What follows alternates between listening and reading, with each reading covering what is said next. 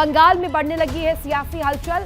विधायक दल की बैठक में केंद्र गृह मंत्री अमित शाह पहुंच चुके हैं और इस बैठक से वो तस्वीर सामने आएगी, स्पष्ट होगी कि आखिर इस दफा पश्चिम बंगाल की जो बागडोर है वो किसके हाथों सौंपी जाएगी, मुख्यमंत्री का चेहरा कौन होगा, इस बात पर गहन मंथन किया जा रहा है। विधायक दल की बैठक में केंद्रीय गृह मंत्री अमित शाह पहुंच चुके हैं।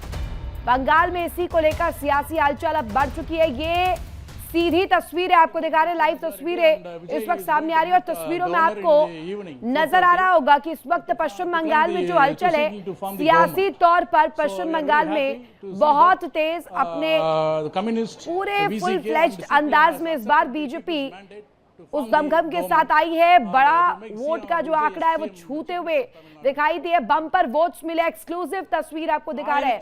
केंद्रीय गृह मंत्री अमित शाह पहुंच चुके हैं और इसके साथ साथ ये तस्वीरें अहम इसलिए भी क्योंकि शुवेंदु अधिकारी जो कि इस रेस में सबसे आगे बताए जा रहे हैं, मुख्यमंत्री के सबसे बड़े दावेदार के रूप में उन्हें देखा जा रहा है और इस वक्त ये लाइव तस्वीरें सामने आ रही है।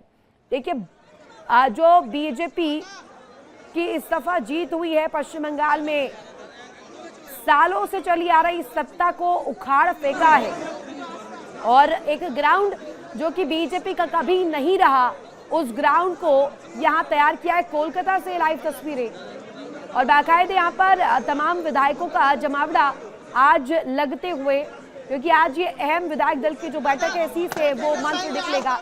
शुवेंदु अधिकारी को आप देख पा रहे होंगे और उनकी एक प्रतिक्रिया मात्र के लिए मीडिया कर्मियों के बीच उनकी जो हलचल है वो काफी तेज और इस वक्त जो चर्चाएं काफी तेज है कि आखिर वो चेहरा कौन होगा जो मुख्यमंत्री के रूप में पश्चिम बंगाल में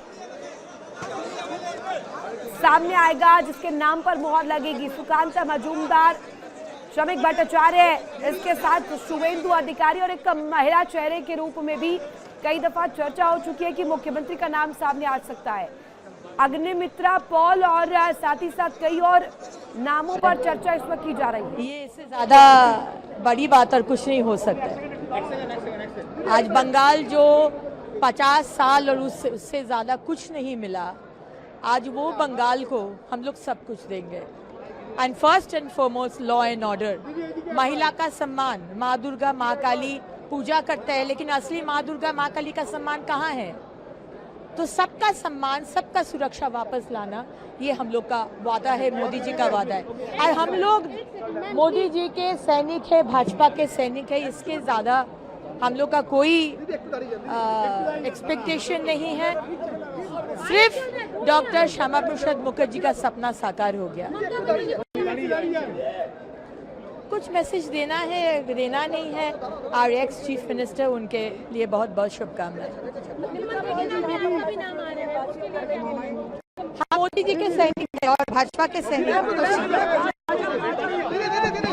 अग्निमित्रा पॉल, जिनको आप सुन रहे थे, संभावित तौर पर ये उन दोनों ही रेस में जिसमें सबसे ऊपर अगर कहा जाए चर्चा इस बात को लेकर कि वो डेप्यूटी सीएम हो सकती है। एक बड़ी खबर इस बीच बैठक में शुवेंदु अधिकारी पहुंच चुके हैं। बाकायदे तस्वीरें भी हमने आपको दिखाई। सीएम के चेहरे का ऐलान हो सकता है और बैठक में अमित शाह भी खुद शामिल होंगे और अग्निमित्रा पॉल को भी हमने आपको सुनवाया जो कि संभावित तौर पर हो सकता है कि डेप्यूटी सीएम बनाई जाए। और ये जो फॉर्मूला सेट करने को लेकर कयास लगाए जा रहे हैं कि एक मुख्यमंत्री और 2 डेप्यूटी चीफ यानी कि 2 डिप्टी सीएम हो सकते हैं, एक महिला चेहरा जिस पर भी मुहर लग सकती है। एक और बड़ी खबर लीजिए इस बीच बंगाल की सियासत से, ये जो लगातार खबरें छन कर सामने आ रही, डिप्टी सीएम और मंत्रियों की सूची के नाम सामने आए हैं और इसी को लेकर जो सूत्र बड़ा दावा कर रहे हैं, लीजिए ये तस्वीर भी सामने आ गई है और बाकायदे इसमें तमाम नामों को लेकर के जो चर्चा थी वो कहीं ना कहीं अपने आप में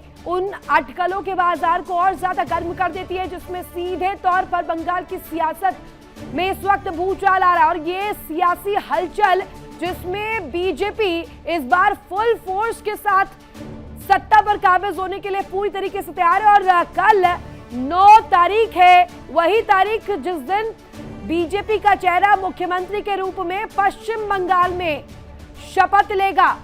यहां अगर कहा जाए ब्रिगेड परेड ग्राउंड पूरी तरीके से रेडी हो चुका है, तैयारियां पूरी हो चुकी है। बस महज अब कुछ ही वक्त के बाद, कुछ ही मिनटों के बाद जब ये मीटिंग होगी और मीटिंग के बाद जो निष्कर्ष निकलेगा, साफ हो जाएगा कि मुख्यमंत्री कौन बनाए जा रहे हैं और सीधे तौर पर बीजेपी का वो चेहरा जैसे ही मुख्यमंत्री बनेगा, सालों से चली आ रही उस सियासत का अंत होगा जो कि टीएमसी के ऊपर बड़े आरोपों के तहत लगते आए हैं, जिसमें गुंडागर्दी और सीधे तौर पर एक जो खूनी तस्वीर देखी जाती है, जिसमें अगर कहा जाए बंगाल को जोड़ा जाता है लॉ एंड ऑर्डर की प्रश्न के साथ, वो तस्वीर बदलने का प्रयास इस दफा हो सकता है। और ये जो तस्वीर है, शुभेंदु अधिकारी बाकायदे पहुंचे हुए हैं और बीते दिनों भी वो बहुत चर्चाओं में रहे हैं।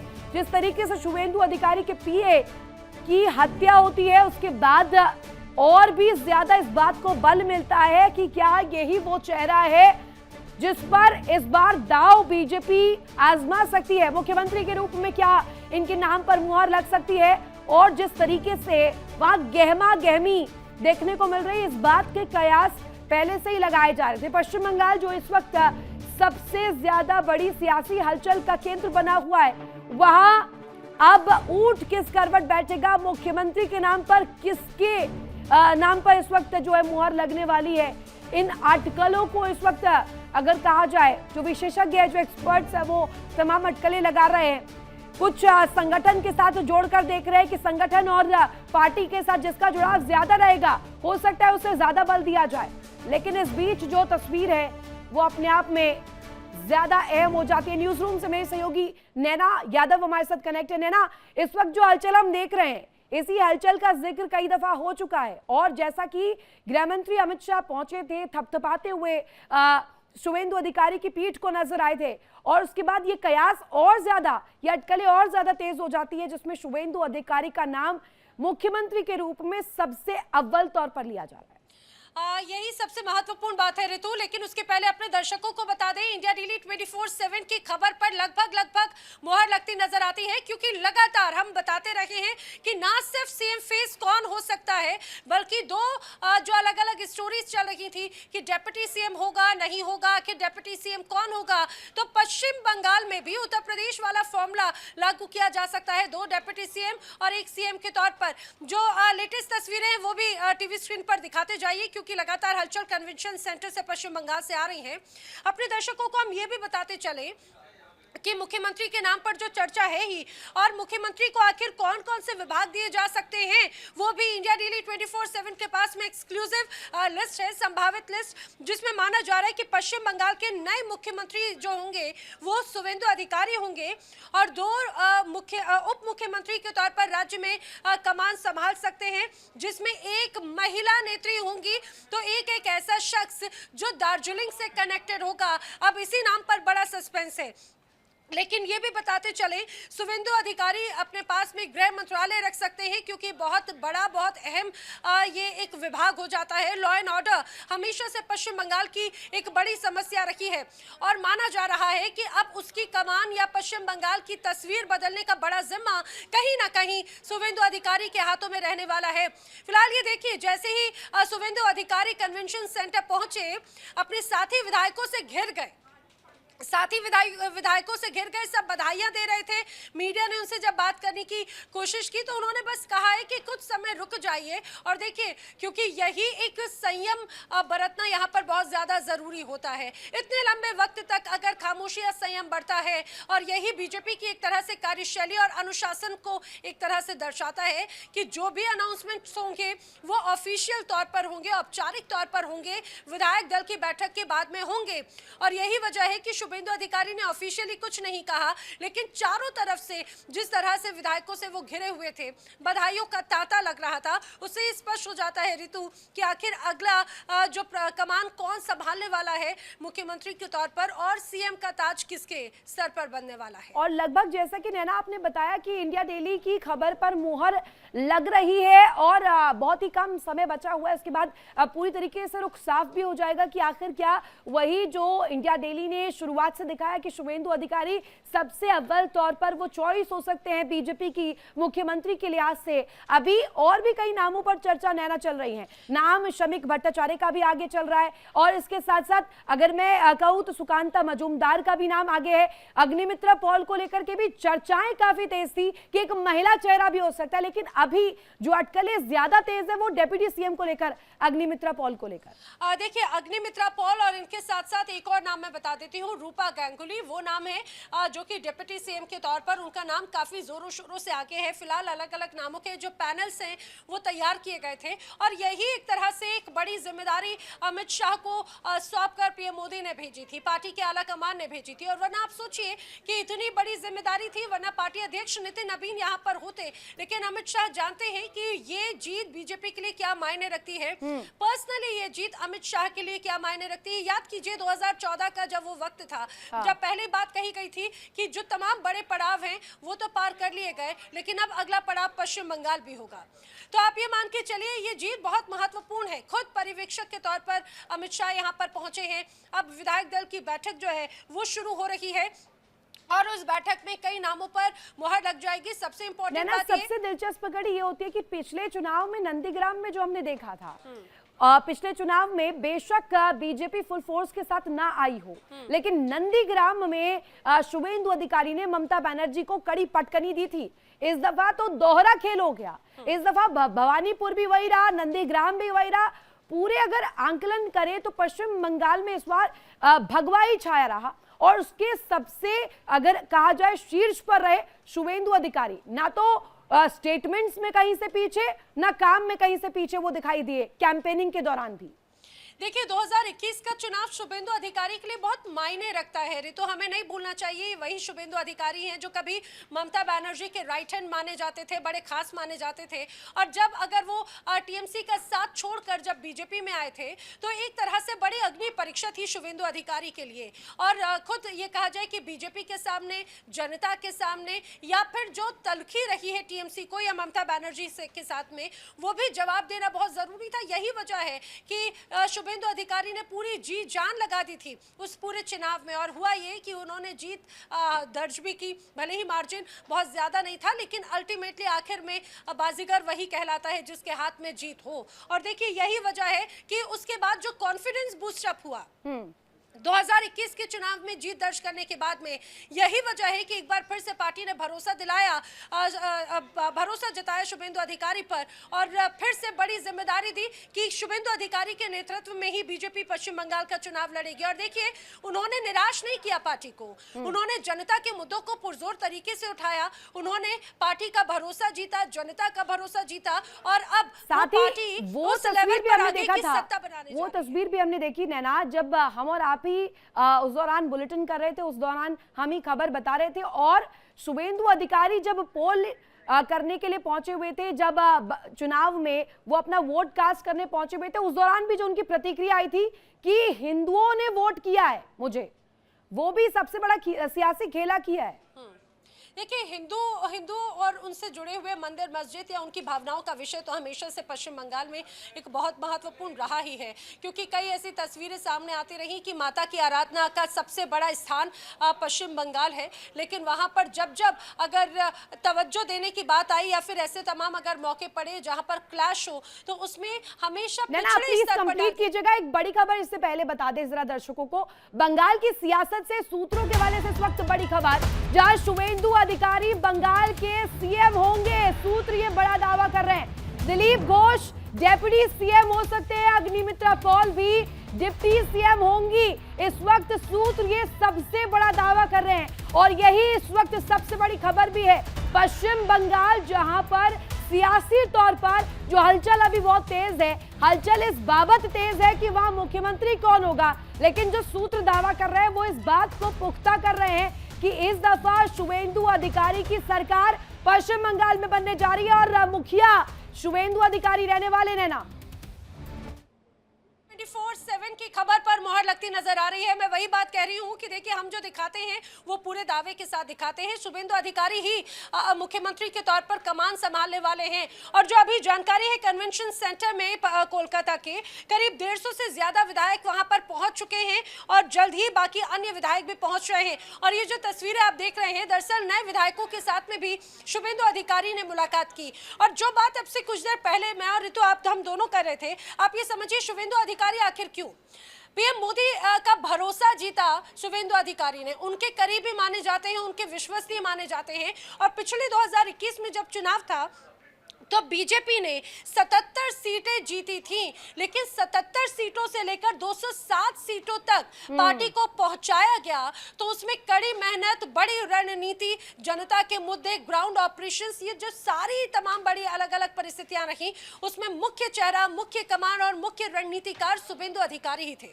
और यही वजह है कि बड़ी जिम्मेदारी अब उस भरोसे को जब जीता गया और बड़ी चुनौती थी एक ऐसा अभेद्य किला फतेह करने की, जहां पर शायद एक तरह से बड़ा ख्वाब रहा है बीजेपी का, और उस अधूरे ख्वाब को पूरा करने में एक बड़ी जिम्मेदारी शुभेंदु अधिकारी ने निभाई। और इसीलिए वो बुनियादी नींव रहा है ना, जिसके तहत अगर कहा जाए, भरोसे के तहत ही अब सत्ता में आगे अग्रसर हो रहे हैं। और कल की तारीख ब्रिगेड परेड ग्राउंड वो इतिहास में गवाह बनेगा, जब बीजेपी के पश्चिम बंगाल में इतने सालों बाद की कड़ी मेहनत के बाद सरकार बनेगी और वहां का मुख्यमंत्री भी बीजेपी का एक चेहरा बनेगा। नैना, लेकिन सवाल अब भी वही कि 2 सीटों से 207 सीटों तक का ये सफर इतना आसान नहीं रहा है, कड़ी मेहनत लगी है। एक ऐसी तस्वीर, एक ऐसा राज्य जहां पर बोलबाला चला करता था टीएमसी का, 15-15 साल तक ममता बनर्जी सत्ता में काबिज रही, लेकिन ये जीत थोड़ी सी अलग और थोड़ी सी अलहदा जरूर है। अभी तक की जितनी जीत मिली है उससे भी ज्यादा। देखिए, ये अपने आप में कोई शक नहीं है। जब से खासतौर से अगर हम बात करें पश्चिम बंगाल की हो या फिर बीजेपी जब बनी या उसके पहले, जिस तरह से जनसंघ से लेकर अभी तक बीजेपी लगातार कोशिश करती रही। पश्चिम बंगाल सांस्कृतिक विरासत की धरोहर रही है। और अगर चूंकि बॉर्डर एरिया हमेशा माना जाता है, यहाँ पर बॉर्डर एरिया के साथ साथ सुरक्षा का एक बड़ा अहम मसला रहा है, लेकिन यहाँ की जो सांस्कृतिक विरासत है, अब कई बार ये कहा गया कि सांस्कृतिक विरासत को सहेजा तो गया, लेकिन हमेशा कहीं ना कहीं हिंदुओं को बहुत ताक पर रखकर, और यही वजह है कि वो भावनाएं आहत होती रही, उनके मुद्दों को कोई सुनता नहीं रहा, कोई उठाता नहीं रहा। बांग्लादेशी, रोहिंग्या या घुसपैठी एक बड़ा मसला रहा। और ये सारी चीजें ना सिर्फ पश्चिम बंगाल बल्कि एक बड़ी चुनौती पूरे देश के लिए। लेकिन और इस बीच एक बड़ी खबर है ना, बड़ी खबर ये कि कोलकाता में थोड़ी देर में विधायक दल की बैठक और गृह मंत्री अमित शाह होटल से कन्वेंशन सेंटर के लिए निकले हैं। आपको बता दें, यहाँ कोलकाता में थोड़ी ही देर में ये बैठक शुरू भी हो जाएगी और साफ हो जाएगा कि आखिर वो चेहरा कौन सा चेहरा है जिसे बीजेपी ने सिलेक्ट किया है और गहन मंथन के बाद जिस पर मुहर लगाई है पश्चिम बंगाल में मुख्यमंत्री के रूप में। नैना, सवाल यही था ना कि अब पहुंचेंगे गृह मंत्री अमित शाह, खुद वहां पर एक पर्यवेक्षक के रूप में मौजूद थे। पूरे एनालिसिस के बाद किस चेहरे पर मुहर लगेगी, ये सबके केंद्र में था।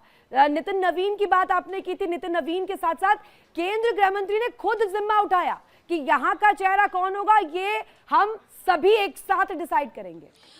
देखिए, यही वजह है कि सिर्फ अमित शाह नहीं पहुंचे हैं, उड़ीसा के सीएम भी वहां पर उनके साथ में मौजूद हैं। और जब खुद शुभेंदु अधिकारी उनका वेलकम करने के लिए पहुंचे थे, दिलीप घोष उनका वेलकम करने के लिए पहुंचे थे, जिस तरह से अलग अलग तस्वीरें नजर आई थी, उसके बाद में ये तो स्पष्ट था कि बहुत निष्पक्ष तरीके से एक तरह से नाम तय किया जाएगा, चर्चा की जाएगी। लेकिन एक और बात यहाँ पर चर्चा करना इसलिए बहुत ज्यादा जरूरी है ऋतु, कि आखिर क्यों किसी महिला के नाम पर भी चर्चा चल रही है, आखिर क्यों किसी डेप्यूटी सीएम को बनाए जाने की भी चर्चा हो रही है, आखिर क्या मजबूरी है या फिर क्या जरूरी है।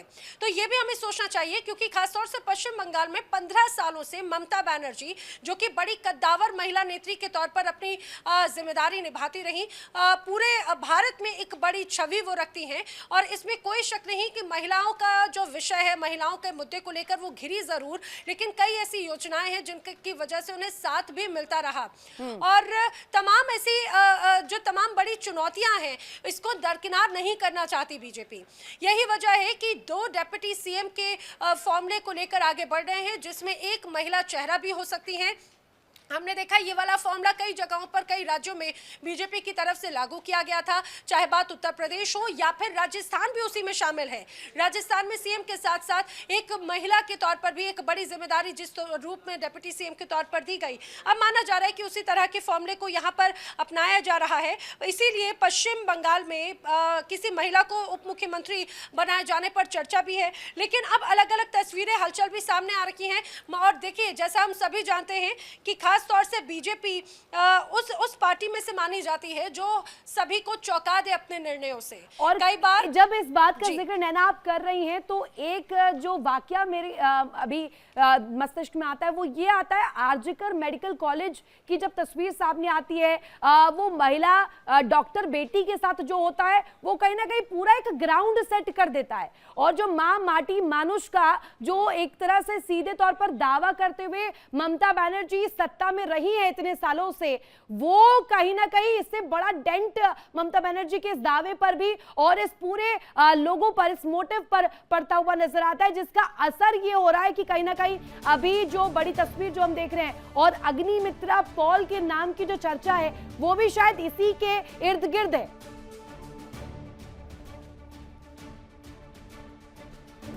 तो देखिए, तस्वीरें इस वक्त सामने आ रही है, लगातार हलचल वहां पर बढ़ते हुए दिखाई दे रहे कन्वेंशन सेंटर पर, जहां शुभेंदु अधिकारी खुद पहुंच चुके हैं, तमाम जो विधायक है वहां पर पहुंच चुके हैं। इसके साथ साथ केंद्रीय गृह मंत्री भी अपने होटल से निकल चुके हैं और कन्वेंशन सेंटर की तरफ आगे अग्रसर हो चुके हैं। हालांकि ये तस्वीर सबसे ज्यादा दिलचस्प इसलिए क्योंकि शुभेंदु अधिकारी के नाम पर इस बार कहा जा रहा है पूरी पार्टी मुहर लगा सकती है। सूत्रों के हवाले से बड़ी जानकारी भी मिल रही है कि यही मुख्यमंत्री का चेहरा रह सकता है। देखिए इंडिया डेली 24/7 अब आपकी स्मार्ट टीवी पर। इंडिया डेली मौजूद है सभी डिजिटल प्लेटफॉर्म पर लाइव और लगातार। इंडिया डेली 24/7 हर दिन राष्ट्र को समर्पित।